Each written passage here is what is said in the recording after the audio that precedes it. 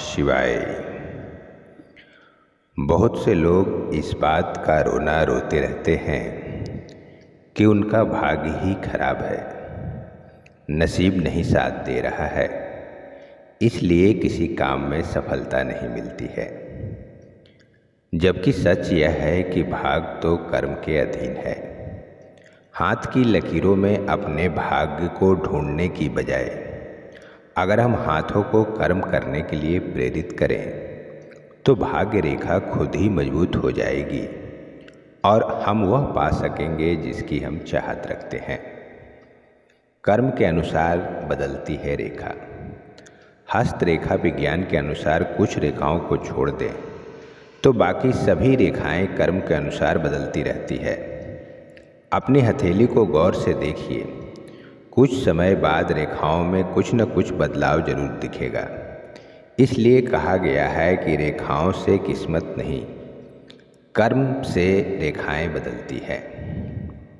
इसलिए ही तुलसीदास जी कर्म के मर्म को बखूबी जानते थे और उन्होंने कहा है कि सकल पदार्थ यही जग माही, कर्महीन नर पावत नहीं। तुलसीदास जी ने अपनी दोहा में स्पष्ट किया है कि इस संसार में सभी कुछ है, जिसे हम पाना चाहें तो प्राप्त कर सकते हैं, लेकिन जो कर्महीन अर्थात प्रयास नहीं करते, इच्छित चीज़ों को पाने से वो वंचित रह जाते हैं।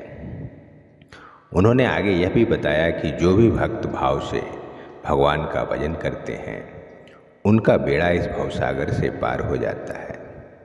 उन्होंने श्री रामचरितमानस की चौपाई निर्मल मन जन सो मोहि पावा, मोहि कपट छल छिद्र न भावा का उदाहरण देते हुए स्पष्ट किया है कि जिस व्यक्ति का मन निर्मल होता है वही ईश्वर की कृपा का पात्र भी होता है, क्योंकि किसी भी प्रकार का कपट और छल छिद्र भगवान को अच्छा नहीं लगता है।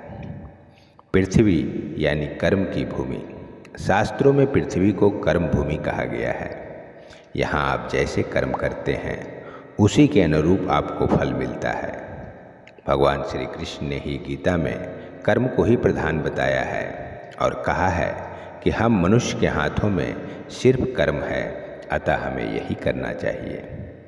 फल क्या होगा वह हमें भगवान पर छोड़ देना चाहिए। भगवान अपने भक्तों को कभी निराश नहीं करते हैं, इसलिए जो जैसा कर्म करता है उसे उसका वैसा ही फल देते हैं। सीधी बात यही है कि कर्म प्रधान विश्व रचि राखा, जो जस कर ही सो तस फल चाखा।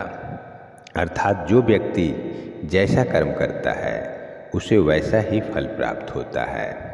और अंत में तुलसीदास यही कहते हैं कि अगर जिनका कर्म प्रधान होता है उनका जीवन यही स्वर्ग होता है और उन्हें यही स्वर्ग मिलता है।